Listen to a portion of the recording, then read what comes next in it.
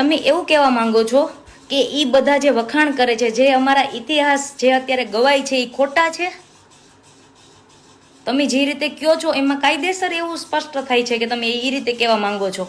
તમે પાછું એવું કહો છો કે ભાઈ હું તો વખાણ કરતો નથી, તો અમારે તમારી પાસે વખાણ કરાવાય નથી હકાભા.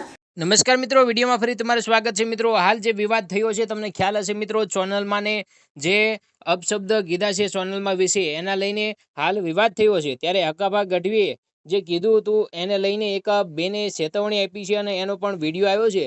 તો એ વિડીયો હું તમને બતાવવાનો પ્રયત્ન કરું છું. આખો વિડીયો તમે જોયો હશે મિત્રો. તો આ બેને ચેતવણી આપી છે મિત્રો. હાલ જે એ બેને ચેતવણી આપી કે મામા ભાણેજના જે સંબંધ છે તમારે મામા કહેવો હોય તો કહેજો, પણ તમારે કે મારેથી આ જે સંબંધ છે એ વિખાવાના નથી. એટલા માટે મિત્રો હાલ જે આ બેને જે વિડીયો બતાવ્યો છે, વિડીયોમાં જે કીધું છે એ પણ તમને બતાવ્યું. તો સૌથી પહેલા તો મિત્રો આ વિવાદ વિશે વાત કરીએ તો વિવાદને લઈને ઘણા બધાએ વળતો જવાબ આપ્યો છે કે અમે માફ નહીં કરીએ, કારણ કે સોનલમાં વિશે કહી દીધું છે જેવું તેવું.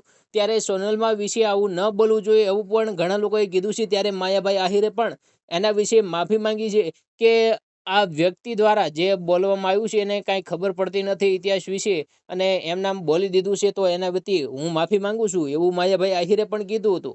ત્યારે પછી મિત્રો હાલ જે હકાભા ગઢવીએ જે વિડીયો મૂક્યો હતો એને લઈને આ બેને વળતો જવાબ આપ્યો છે. તો આ બેને જે જવાબ આપ્યો એના વિશે તમારું શું કેવું છે એ પણ કમેન્ટમાં લખવાનું ભૂલતા નહીં, કારણ કે એની પણ વધુ ચર્ચા થઈ રહી છે. તો મિત્રો હાલ જે આ વિવાદ વિશે તમારે શું કેવું છે એ પણ કમેન્ટમાં જરૂર લખજો. મળીશું ફરી નવા વિડીયોમાં. ત્યાં સુધી જય હિન્દ, જય ભારત.